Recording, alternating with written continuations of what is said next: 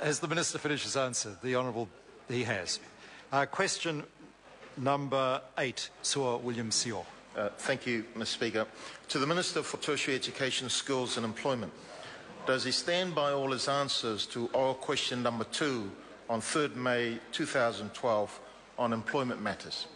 The Honourable Mr. Paula Speaker, Bennett. on behalf of the Minister of Tertiary Education, Skills and Employment, yes. Sir William Seo. When will he stop using the Canterbury earthquakes and the financial crisis as scapegoats and accept that this government's economic failures in response to those challenges has failed to provide jobs for the underemployed, the unemployed and the 273,300 people who are jobless and who would take a job if there was one? The Honourable Paula Bennett. Mr. Speaker, I think that indicates why Labour lost the Christchurch Central seat. If they do not think that the Canterbury earthquakes have had a significant impact on not just Christchurch but actually on New Zealand. What I would point out, Mr. Speaker, is that actually we have seen dramatic increases. They actually peaked in January 2010. Since then we have, for example, seen the unemployment benefit reducing and reasonably significantly.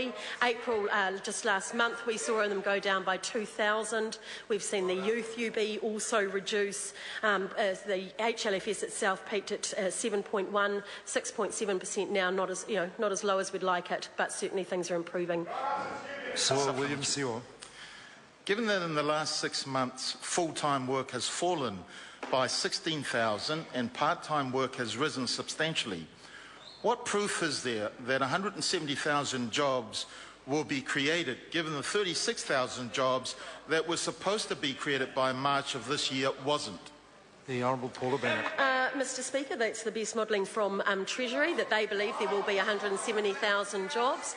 We certainly think that we are on track. I think what the member needs to see as well, though, is, as I pointed out, we did see that increase, particularly due to the global recession, but what we have seen is it tracking down over time, and we do believe that it will continue to get better. Sir William Seo.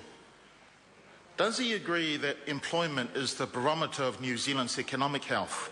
And if so, will he accept that last week's household labour force survey at 6.7% unemployment, 7.1% for women, 13.9% for Māori, 9.4% for Asian, 16% for Pacific and 18% for youth reveals that we have a very sick economy under this government's watch?